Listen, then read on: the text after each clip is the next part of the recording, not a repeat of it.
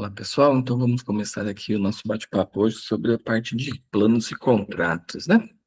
Então, vou compartilhar aqui a tela com vocês e a gente vai falar, então, um pouco de contratos, tá bom? Então, aqui no nosso menu, toda essa parte contratual, ela precisa antes algumas parametrizações, tá? Depois dessas parametrizações concluídas, aí nós temos o contrato, o plano propriamente dito aí para utilizar, né, e vincular aos clientes, tá bom?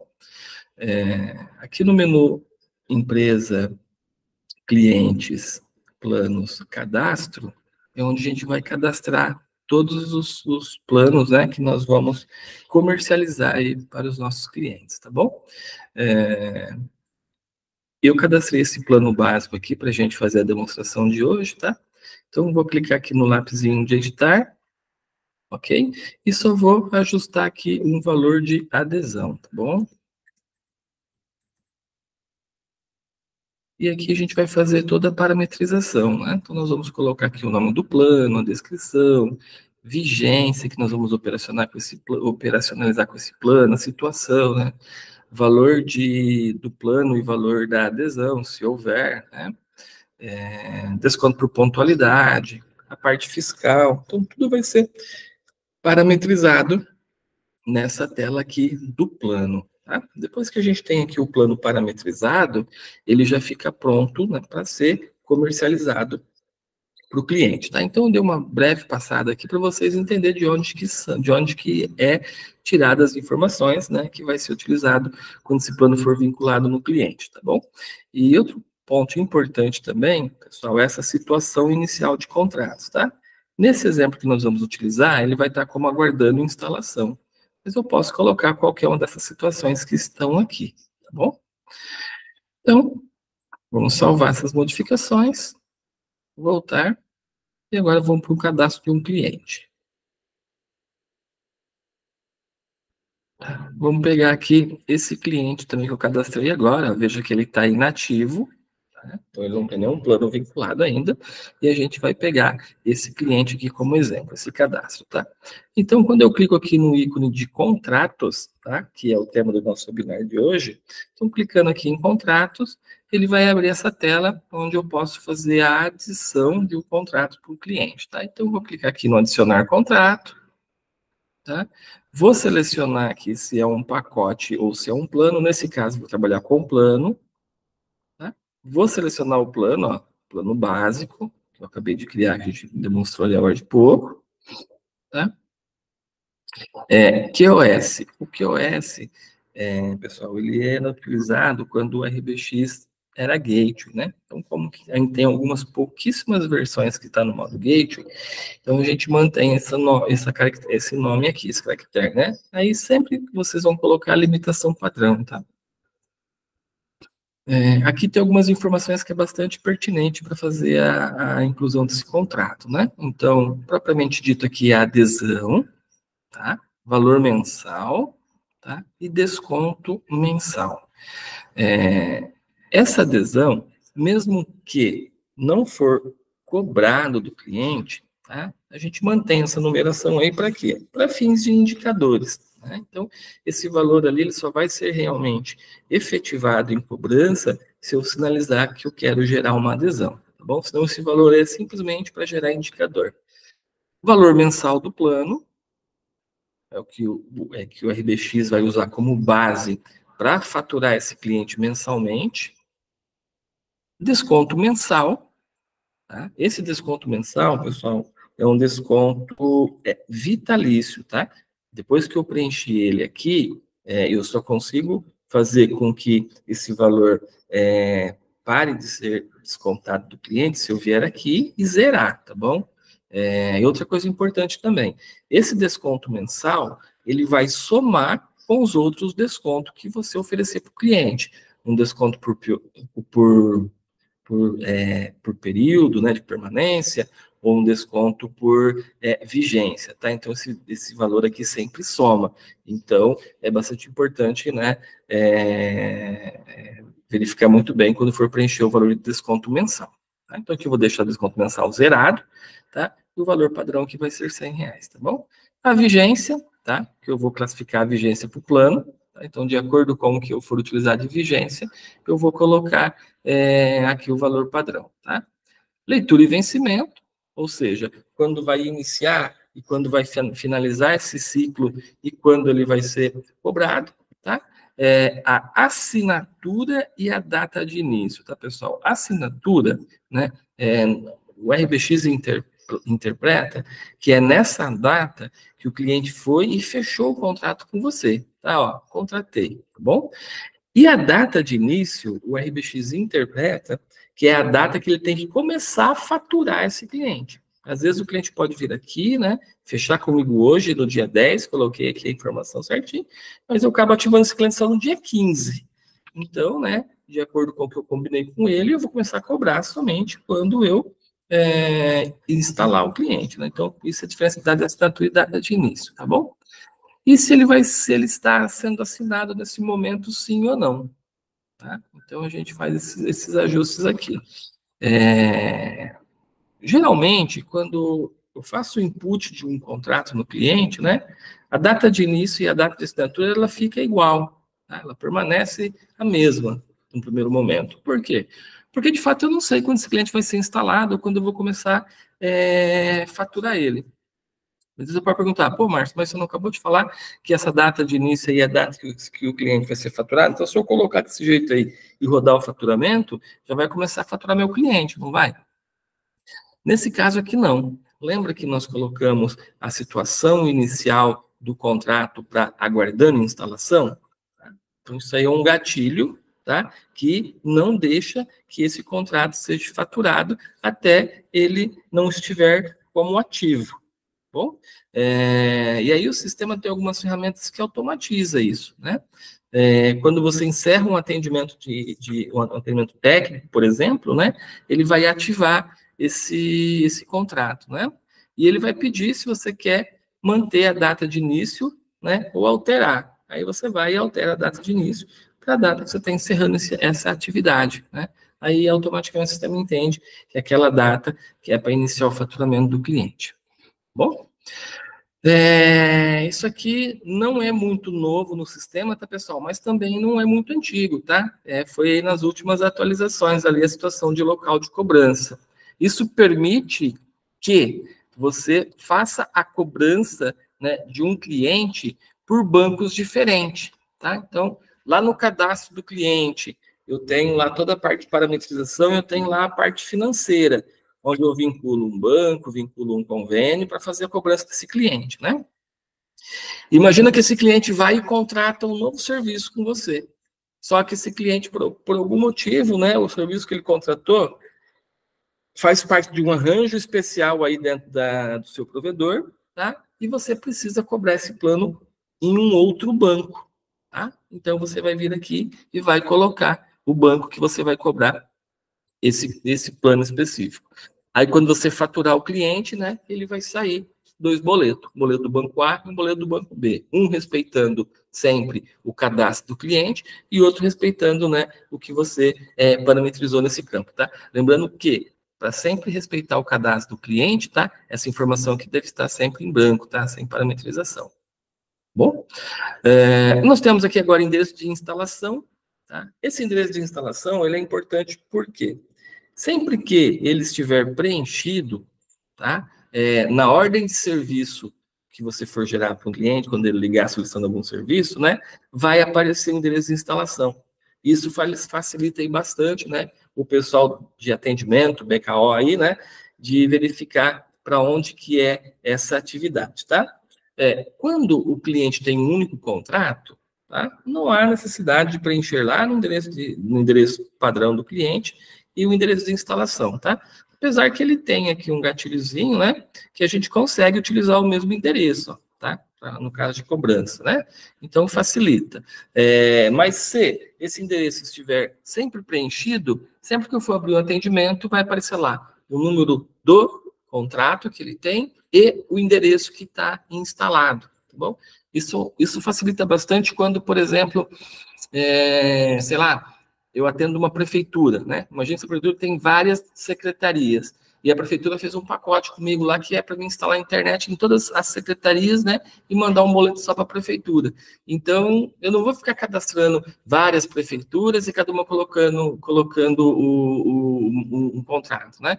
Eu posso cadastrar uma única prefeitura, né? Um único CNPJ, e aí eu vou colocando os planos, né? Nas determinadas secretarias e vou ajustando o endereço de instalação. Quando alguma secretaria ligar, já vai listar lá os planos e os endereços de instalação. É só se perguntar para qual endereço que é o problema, né? Que você já vai conseguir identificar e abrir aí sim uma ordem de serviço, onde ela vai estar já com o endereço correto, né? Para o técnico ir fazer a visita e evitando assim do técnico para o lugar errado, tá? Então, isso aqui é a parte de endereço de instalação, tá? E a parte de endereço de cobrança, pessoal, tá? Ela é um endereço diferente para mim enviar essa cobrança. Naquela situação onde eu vou, por exemplo, vender dois planos, né? Imagina assim, uma matriz e uma para filial, né? A matriz está no bairro A e a filial está no bairro B, bem. E eu quero que isso seja enviado, né? Para endereço diferente, tá? Então é nessa tela aqui, a tela onde eu vou colocar, né? O endereço de cobrança, né? Para ser diferente do endereço que está cadastrado, tá? Então aqui que eu vou colocar essa informação. E também, pessoal, né, por aqui eu já consigo criar a central do assinante, tá? Então aqui eu já vou e já faço ali também a central do assinante. Para quê? Para que se o cliente precisar pegar algum boleto de adesão, alguma coisa que eu já faturo nesse momento, né, o cliente já tem todo o acesso ali. E ele, né, fazendo ali o download da central do assinante app, e já logando nela, a própria central do app passa a receber alguns pushes, né? Se estiver habilitado ali para receber notificação. Então, quando é um novo atendimento, quando um técnico está se dirigindo à residência do cliente, né? Então, isso vai mandando um push ali, e o cliente já pode ir recebendo esses push antes mesmo, né, de ser instalado, né? É só ele baixar ali a central do assinante e habilitar essa função, tá? E aí, depois de instalado, né, isso vai servir também para as mensagens que chegam via cobrador virtual, tá bom? E aqui, pessoal, é a parte da adesão que eu falei para vocês, tá? Então, é aqui que eu vou colocar se eu vou ou não gerar adesão para esse contrato. Quando eu coloco vou gerar adesão sim, ele vai abrir uma parte aqui, onde eu vou fazer a parametrização de como isso aqui vai ser gerado, né? Então, se vai ser gerado um boleto manual ou se vai ser incluído no faturamento, tá? Se eu vou parcelar, em quantas vezes eu vou parcelar, né? A cobrança em qual banco que vai ser simples registrada, né? Qual conta, né? Que é sempre conta a receber, o histórico, banco e convênio, tá? Então, tudo isso eu consigo deixar ajustado, né? No momento que eu for fazer a geração de uma adesão, tá bom? Então, eu configuro todas essas informações, são parametrizadas aqui. Feito isso, pessoal, tá? Básico aqui dessas informações, eu já consigo adicionar esse contrato, né, esse plano para o cliente, tá? Então, vou dar um OK aqui, tá? Desmarcando algumas coisas aqui que não é obrigatório, tá bom? Prontinho. Já adicionei um plano, um contrato para o cliente, tá? Aí nessa tela aqui eu já consigo imprimir o contrato, né? Se o contrato estiver vinculado ao plano, eu já consigo imprimir o contrato. Se o cliente estiver ali presencialmente, ele já consegue assinar e eu mudo o status de contrato de assinado não para assinado sim, tá? Ou já disparo também ali pela nossa certificadora, né? A gente tem ali integração com a QuickSign, e aí já vai por ela e o cliente pode assinar e fazer tudo também. E aqui vai dar um resumo, né, do que vocês terminaram de adicionar. Mensalidade, adesão, né, e tudo que poderia ter gerado para esse cliente. Desconto mensal, as datas e tudo mais, tá? Então, vou dar um sair daqui, tá? E agora eu tenho um plano aqui dentro do cliente Márcio, que a gente está usando como teste, tá? Pessoal, então nessa tela aqui, o que a gente pode observar agora, né? A gente pode observar alguns ícones, tá? E esses ícones, eles estão aqui disponíveis para você fazer alguma edição que possa ter ficado errado no momento que você adicionou o contrato, tá? Então, ele tem esses ícones, tá bom? Esse primeiro ícone aqui é o ícone que vai fazer a edição do endereço de instalação. ou você pode colocar posteriormente, tá? Não é um campo obrigatório você colocar endereço de instalação, endereço de cobrança, né? Você pode obrigar ele sim ou não, mas não é obrigado por padrão, né? Aí depois você pode, em outro momento, vir aqui e editar. Ou colocar tanto o endereço de instalação quanto o endereço de cobrança, tá? Aqui é onde a gente vai fazer a emissão do contrato, tá bom? Então, se eu tenho um contrato aqui pré-configurado, eu vinculei esse contrato no sistema, é essa informação aqui que vai ser tomada como base para enviar para o ClickSign ou para o cliente assinar, tá? Então, quando eu clico aqui nessa parte de emitir, ele já vai pedir, ó, se eu quero ou não emitir isso aqui para o ClickSign. Então, se eu deixar em branco aqui, ele não vai emitir para o ClickSign, tá? Por aqui ele só vai imprimir o contrato em PDF na tela para me mostrar para o cliente, tá? Se eu colocar aqui para reenviar, né, ou enviar aqui, ou ignorar aqui, que ele vai fazer essa parte de envio, bom? Aqui eu tenho uma parte onde eu faço a ativação manual desse contrato, tá? Quando eu clico aqui, ele vai pedir para mim qual que é a ação que eu vou fazer e se eu confirmo ou não, tá? Então, por aqui eu faço a ativação do contrato, tá? Aqui eu faço a transferência. Essa transferência, pessoal, pode ser tanto um upgrade quanto um downgrade, tá? Então, é aqui, quando o cliente liga e fala, eu quero aumentar meu plano, eu quero diminuir meu plano, poxa, como que eu faço no RBX? É nessa tela aqui, tá? Que ele vai fazer o up ou vai fazer o downgrade do que você está contratando, tá bom? E esse upgrade ou downgrade, ele pode ser tanto de plano quanto pacote, tá? Então, você vai colocar aqui o motivo, né, do que está acontecendo, aí você vai criar os motivos ali, que pode ser upgrade, downgrade, cancelamento, enfim, você vai colocar todas as informações ali, tá? Ele vai te dar a informação anterior e vai te dar a informação aqui de novo, tá? Para qual plano eu poderia estar migrando, tá? Quando eu seleciono isso, ele abre aqui embaixo mais algumas informações, né? Qual que é o novo QoS se tiver, né? SLA, leitura e vencimento, os valores, né? Se vai ter desconto ou não, né? Todas as informações para esse downgrade ou esse upgrade, ele vai aparecer aqui para ser preenchido, tá bom? Então, a gente consegue fazer toda essa mudança por aqui, né? Depois eu tenho a tela de cancelamento, então, onde eu faço o cancelamento do contrato. E aí, pessoal, de acordo com as parametrizações, eles vão aparecendo algumas regras aqui, tá? Então, se esse plano ele tivesse parametrizado multas de juro, então aqui ia aparecer ali uma simulação para cancelamento, onde você conseguia simular o multijuro, né? Você coloca as datas lá e ele calcula para você a multa e juro, tá? Aqui, no caso, a data do cancelamento, o motivo do cancelamento, se está indo para alguma concorrência, se vai gerar o residual, tá, pessoal? Se vai gerar o prorata no cancelamento desse plano. Então, todas essas informações aqui, ele permite com que eu configure, né, para quando eu clicar aqui no confirmar, ele seguir passo a passo de tudo que foi colocado aqui nesses campos do cancelamento de contrato, tá bom? Então, aqui a gente faz toda essa parametrização, tá? Aqui também, pessoal, eu tenho a situação do contrato, né, que eu falei ali atrás, vocês viram onde faz a configuração, né, que ela pode ser ativo em instalação e aguardando instalação, tá? Quais são as principais diferenças? Ativo entende que está tudo prontinho para faturar, tá bom? Então, o cliente já está pronto para faturar.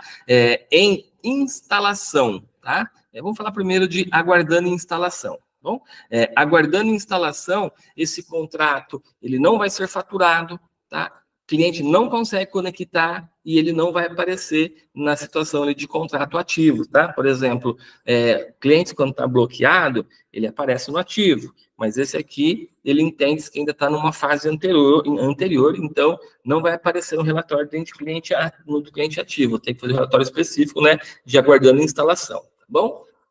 Quando eu mudo esse status de aguardando instalação para em instalação, o sistema entende que esse cara já pode conectar. Por quê? Porque tem alguém tentando instalar ele, então eu preciso liberar a conectividade. Porém, ele ainda não vai ser faturado, tá? O em instalação também não libera a rotina de faturamento e faturar, tá? Ele só vai liberar quando eu mudar ele para ativo. Porém, isso é passível, né, do colaborador ali, da pessoa que está manipulando o sistema, usando o sistema, ou indo para campo para fazer a instalação e fazendo essas atividades pelo workforce, né, é passivo da pessoa esquecer, e aí eu não cobro esse cliente, né, e ele continua utilizando normal, né. Mas para ajustar isso, nós temos um parâmetro, tá, onde eu coloco ali quanto tempo ele pode ficar nesse status, né, antes que seja ativo de forma automática, tá bom? Então, ele vai fazer esse controle para você, né? E aí, claro, quando eu coloco ele em instalação para ativo, aí já libera para fazer o faturamento. Eu posso rodar um faturamento na referência da data que o cliente iniciou, que ele já vai gerar o prorata e já vai começar a faturar esse cliente, tá bom? Aqui eu tenho também, pessoal, né? A gente já falou qual que é a premissa da data da assinatura e qual que é a premissa da data de início, tá? E aqui agora eu vou falar um pouquinho sobre leitura e vencimento, que eu acho bastante importante, tá? O RBX, ele trabalha, né?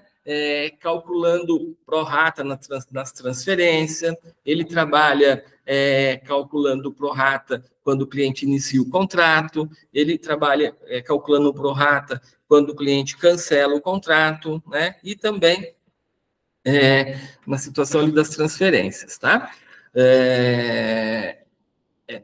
Para isso, né, nós temos aqui o ciclo de leitura e vencimento. Esse exemplo aqui é do dia 1 a 31. Então, vamos tomar como base, pessoal, né, o mês 10, que a gente está hoje, né? Então, o que acontece? O sistema entende, nessa leitura e vencimento aqui, que o contrato desse cliente se iniciou no dia 1 do 10 e vai até o último dia do mês 10, tá? 30, 31, né? No caso de janeiro ali, de fevereiro, né? 28, né? E o vencimento ficaria para o dia 10 do próximo mês. Então, nesse exemplo aqui, quando chegar o dia, vamos dizer assim, o último dia do mês, né? Que o correto é fazer o faturamento sempre no último dia do mês. Por quê? Porque esse cliente pode estar passou um período bloqueado, né? Então, aí o sistema calcula também esse caso de bloqueio ou não, tá? Então, partindo do pressuposto que a gente vai usar o mês 10 como referência, né? Então, ó, ele iniciou no dia 10, tá? Então, se eu rodar o faturamento aqui hoje com a referência para o mês 10, tá? Ele vai faturar do dia 11 do 10 até o último dia do mês de outubro, né? Até o dia 30, se eu não me engano, outubro, né? Ele vai até o último dia do mês de outubro para pagamento no dia 10 de novembro. Tá? Então, é um pagamento pós-pago. Utiliza, né, para fazer o pagamento. Ah, Márcio, mas não deveria faturar até o dia, então, 10 de novembro, né?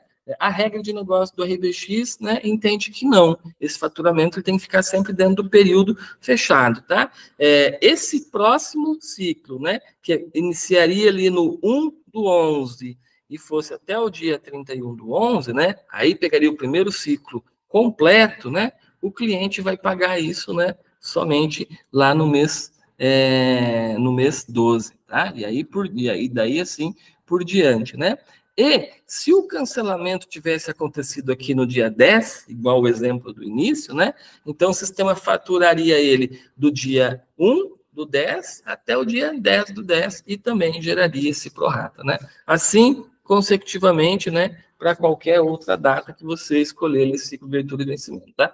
Esse é um dos modelos, tá, pessoal? Mas o RBX também, ele trabalha na forma de que esse início ele começa num mês, tá? E termina no outro mês, né? Por exemplo, do dia 10 do 10 até o dia 9 do 11, né? Com vencimento, por exemplo, sei lá, 5 do 11, poderia fazer assim. Então, ele também pega ciclos onde começa o mês, né? E termina dentro do outro mês, tá? Vantagens e desvantagens, né? Questão de fiscal, às vezes fica nota fiscal de um mês e nota fiscal do outro mês, né? Então, fechamento de ciclo. Para explicar para o cliente, acaba ficando um pouco mais complicado, porque sempre vai começar no mês anterior, então, do dia 10 de outubro, né? Até o dia 11, até o dia 9 de novembro, né? Então começou no mês de outubro, terminou no mês de novembro, né?